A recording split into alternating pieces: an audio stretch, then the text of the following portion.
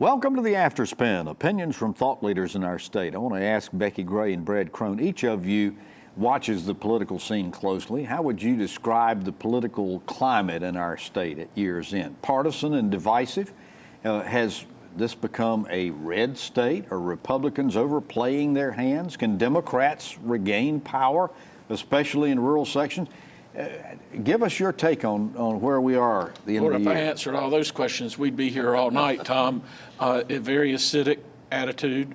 Charlie Sykes wrote an article in the op-ed section of the New York Times 2 weeks ago, Sunday, talking about tribal politics. And we are there. We have tribal politics in our state between the Democrats and Republicans.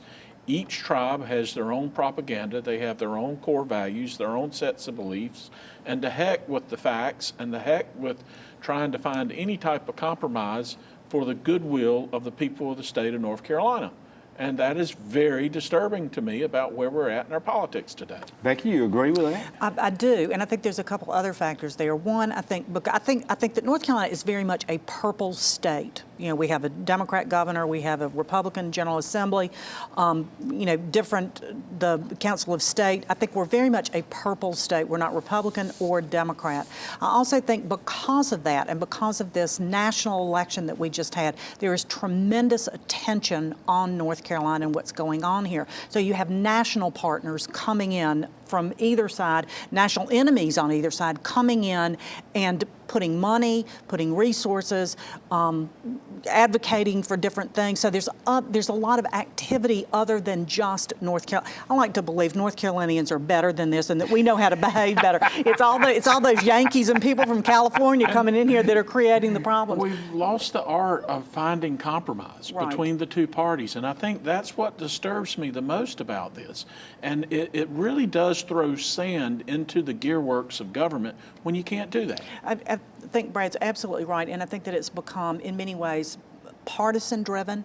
I think it has become personality-driven, and the discussions are off the table. I think we need to get back to talking about ideas and ideas that will move North Carolina family. Instead of personalities or party or you did this or I don't trust you or those kind of things. Howard Lee said on a recent, you can focus on the issues Howard and the Lee ideas. said on a recent NC Spin show that what we're seeing is the Washingtonization of North Carolina. Would you agree with that? I would, and a lot of it's fed by social media. I remember last week there was a brutal attack on Charlie McGrady, who's on Twitter, and I don't agree with him a lot, but I respect him.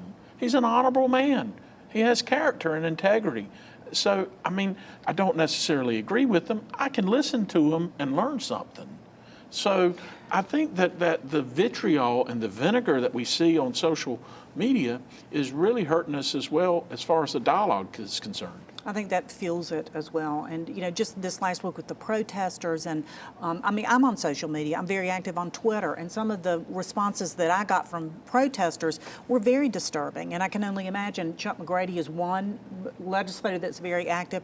We heard stories of people walking up and down the halls and threatening LAs because of who they worked for. One of the members of the legislature talked about his daughter in another city who was threatened and boycotted. It's just terrible things that are happening. And I think we clearly need to move away from it. Maybe after all of this very contentious election, these special sessions that went on and all the problems, everybody can go home, enjoy some holiday cheer. And let's make that our New Year's resolution. Yes, and talk about ideas. Some civility. Well, thank you for watching the After Spin. We'll have more video all during the week on ncspin.com.